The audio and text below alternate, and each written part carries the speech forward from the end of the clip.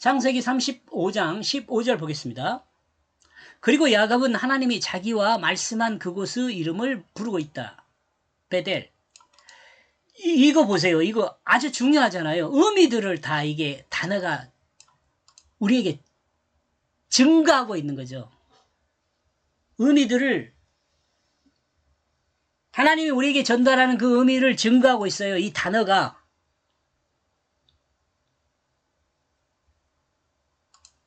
야곱이 하나님과 대면한 곳의 이름을 야곱이 이해한 형식으로 말합니다. 이는 야곱이 하나님이 자신에게 준 하나님의 뜻을 기억하고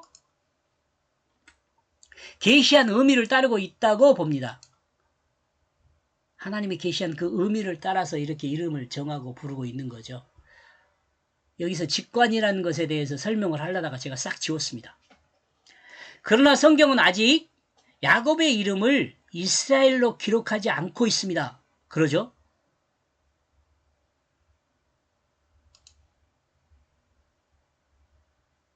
성경은 아직 야곱의 이름을 이스라엘이라고 기록하지 않아요.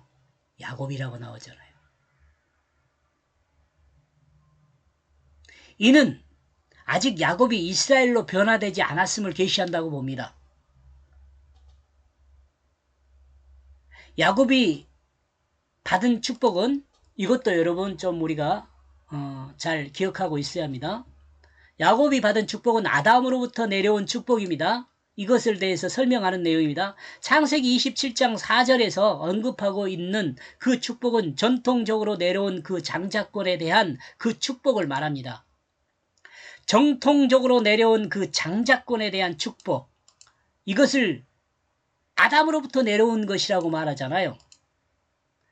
이삭은 이 축복을 에서가 받아야 한다고 생각했습니다. 그러나 이 축복은 야곱이 받았습니다. 그리고 이 축복은 바뀌지 않았습니다. 야곱이 받은 그 상태로 있어요. 자, 설명합니다. 아담으로부터 내려온 그 축복은 범죄하기 이전에 그 아담을 회복하는 축복이란 생각을 합니다. 저는. 아담으로부터 내려온 축복은 범죄하기 이전에 그 아담을 회복하는 축복이에요. 곧 온전한 하나님의 자녀로 회복되는 것을 말한다고 생각해 볼 수 있습니다. 온전한 하나님의 자녀로 회복되는 것. 저는 백성보다는 자녀를 선호합니다. 제자보다도 자녀가 더 믿음이 성장한 사람이라고 저는 이해하기 때문에 여러분 자녀가 되기를 축복합니다. 하나님의 제자가 되기보다는 하나님의 자녀가 되세요. 이러므로 아담으로부터 내려온 축복은 물질에 있는 것이 아니라 그 영원한 생명에 있다고 볼 수 있습니다. 이 축복을 따라 예수 그리스도의 십자가와 부활을 믿게 되면 구원을 받게 되는 것입니다. 이는 사탄이 심어준 거짓으로부터 예수 그리스도를 통해 회복된 진실한 삶으로 회복되는 것입니다. 그리고 이 진실을 회복한 그리스도인이 하나님이 소망하는 그 영원한 생명을 얻게 되는 것입니다.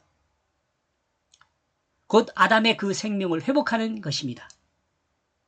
이 아담의 생명을 회복하는 것이다 그럴 때 이 아담의 생명은 범죄하기 이전의 생명입니다.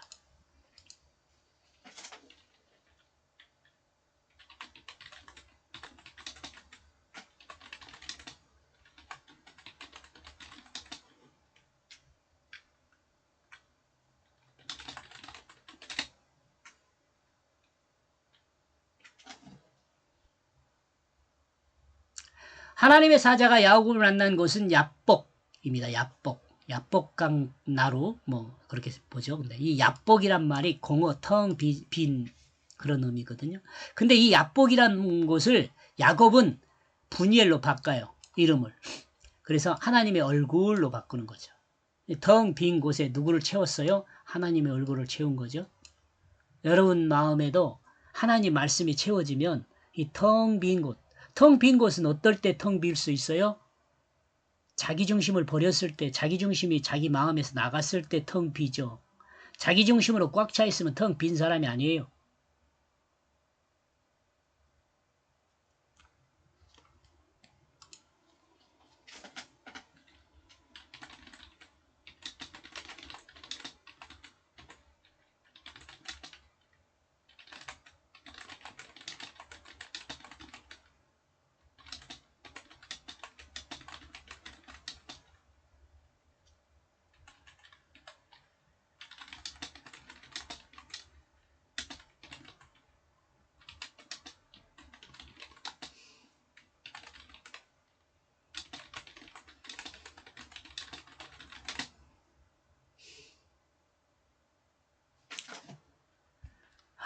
하나님을 채우는 거예요. 하나님 얼굴 그러니까 또 우리 그 사람 생각으로 사람 얼굴 이런 거 생각하면 안 돼. 하나님 하면 여러분 나와 여러분 뭘 생각해야 하나? 말씀을 생각해야 돼요.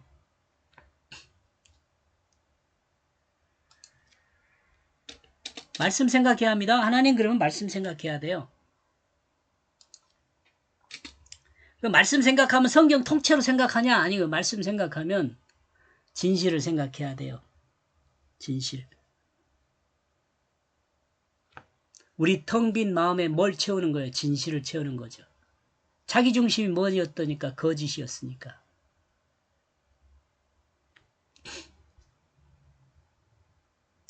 이는 하나님과 자신이 만났지만 자신이 죽지 않고 육체적 죽음을 말하는 거예요. 이건. 그 생명을 보존했기 때문이라고 말합니다.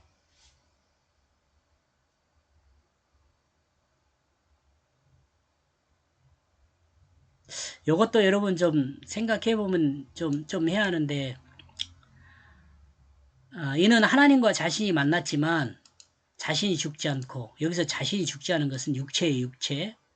그 생명을 보존했기 때문이라고 말합니다. 근데 여기서 생명을 보존했다는 것은 육체를 보존했다는 거예요.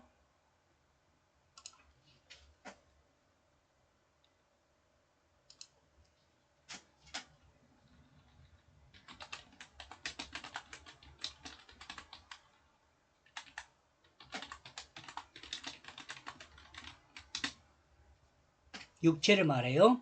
비록 그의 한 다리를 다쳐 다리를 절고 있지만 자신의 생명이 사람으로 살아있다고 말한 것이죠.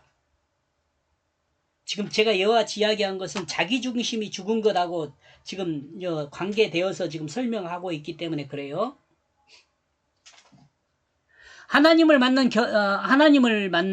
경험을 했던 그 장소에서 다시 하나님을 만난 그 자리를 베델 곧 하나님의 집이라고 했습니다. 처음은 하늘을 통하는 문으로 이해했습니다. 그러나 다시 하나님을 만나고 난 다음 그는 이곳이 하나님이 계시는 하나님의 집이라고 말하고 있습니다. 하나님의 집이란 의미는 이렇게 볼 때 그리스도인의 집은 성경입니다. 이렇게 볼 때 그리스도인의 집은 성경입니다. 그리스도인은 언제나 성경을 통해 하나님 만날 수 있고 하나님 말씀을 들을 수 있습니다. 나와 여러분은 언제나 대면할 수 있는 성경을 통해 하나님과 동행하는 삶이 되기를 축복합니다. 이 성경을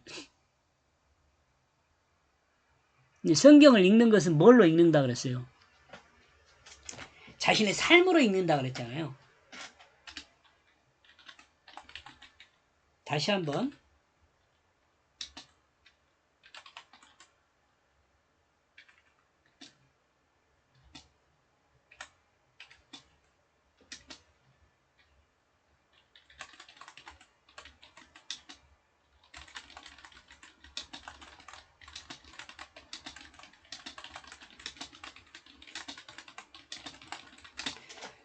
그리스도인이 성경을 읽는 것은 자신의 삶으로 읽는 것입니다. 여기까지 보겠습니다. 고맙습니다.